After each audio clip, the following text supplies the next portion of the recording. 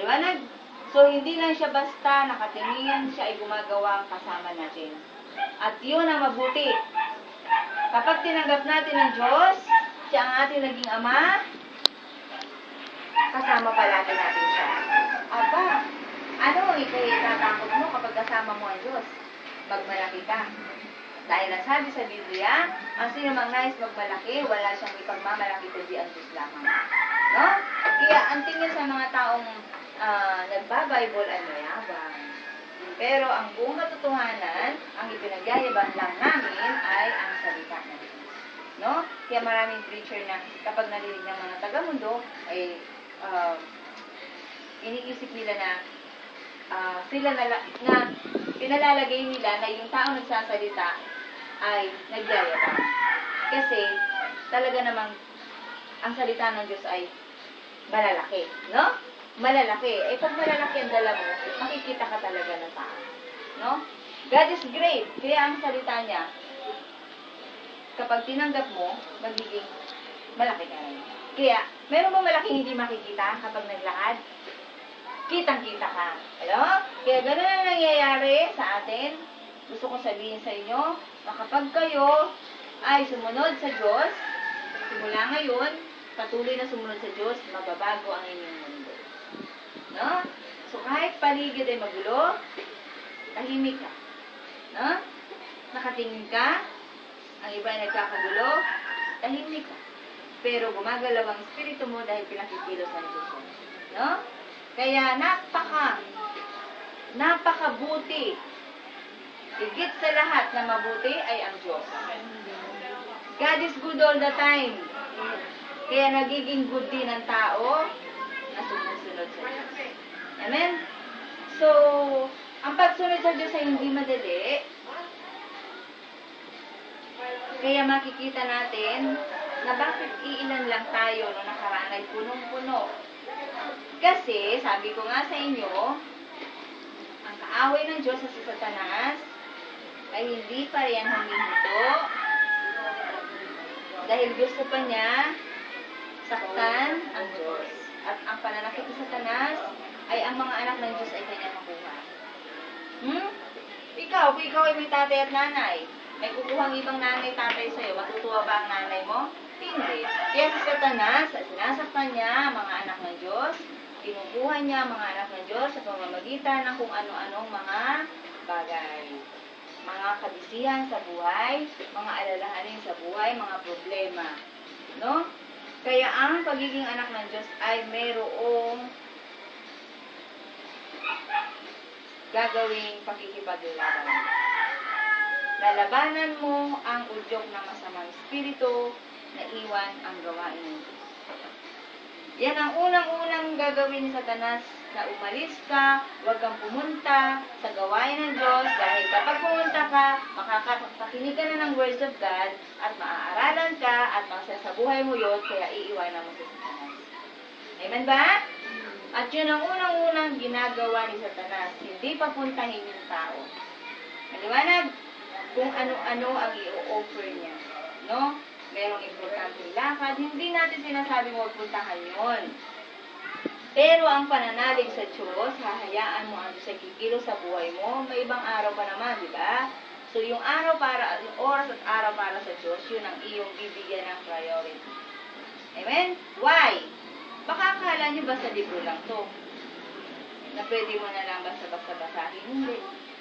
Kasi may kapangyarihan nito. Amen? Kaya nga ayon sa John 14:12, ayon sa Juan 14:12, sino mang nananalig sa akin, sabi ni Jesus Christ, ay makagagawa ng mga ginagawa ko at higit pa rito sapagkat pupunta na ako sa akin. Alam niyo ba yun? Nung yun ay mabasa ko, nung yun ay manaman ko, natuwa ako. Bakit? Ang sabi ay, sino mang nananalig, ano ang unang gagawin mo? Mananalig ka.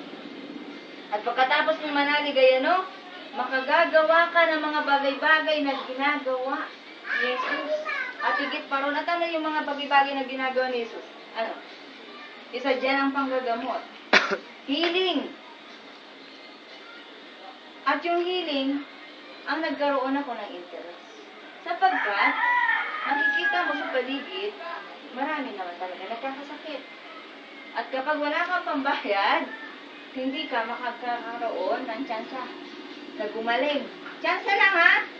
Kasi hindi naman, pag pumunta ka sa doktor, gagaling ka kaagad. Chance lang, di ba? Kung wala kang pambiling gamot, ay di wala rin kagalingan. Kaya, nung sinabi ng salita ng Diyos, na sino mang nananalig sa akin ay makagagawa ng mga ginagawa ko, tigit pa rito, natuwa ako. Sabi ko, Panginoon, gusto ko maging healer. Gusto ko maging manggagamot. Gusto ko ng gift of healing. Kasi gift yan ng Holy Spirit. So gusto ko lang sabihin sa inyo, dalaga pa ako noon, nagkaroon na ako ng desire na maging instrument ng Diyos. Maging extension ng kanyang love. O, di ba? Kung sa bahay mo, wala kang extension, paano ka makakasaksak doon sa kwarto mo? Ng TV, ng cellphone, kung iisa lang ang extension. So tayo ang mga extension ng love ng Diyos. Dadali natin itong extension na ito sa inyong bahay. At ang bahay nyo magiging extension ulit ng ibang pang love para sa iba. Amen? So, hindi lang parang sa inyo ito. Kayo ay magiging extension ng mga mahal nyo sa buhay. Pero hindi limitado ang love ni God. Hindi lang ito pang loob ng bahay. Okay? Walang limit. Ibig sabihin para sa lahat. Dahil ang si Jesus ay napako sa krus para sa lahat. Amen? Hindi lang para sa mga brown. Tayo yun. Hindi lang para sa mga maiitim. Hindi lang para sa mapuputi. No? Merong mga Dalmatian na balat. No? Ibig sabihin, anumang uri ka ng tao, basta't ikaw ay tao, ikaw ay templo ng banal na Espiritu. At yun ang hindi alam ng tao, na tayo pala ay templo. Pag sinabing templo ay ano? Tahanan.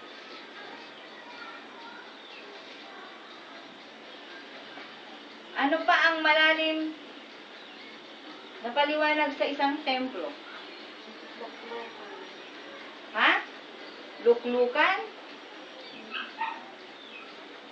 Tasa sa iyong loob, kaya templo. Diba? Meron sa iyong loob. Diba? Kung ang isang simbahan, yan ay templo, merong nasa loob niyan. Yung mga mananampalataya. Kaya tinawag na templo. Diba? Ngayon, kung ikaw ay templo, ano ang nasa loob mo? Kaninong templo ka? Dalawa yan. Ha? Espiritu di si Satanas. Ha?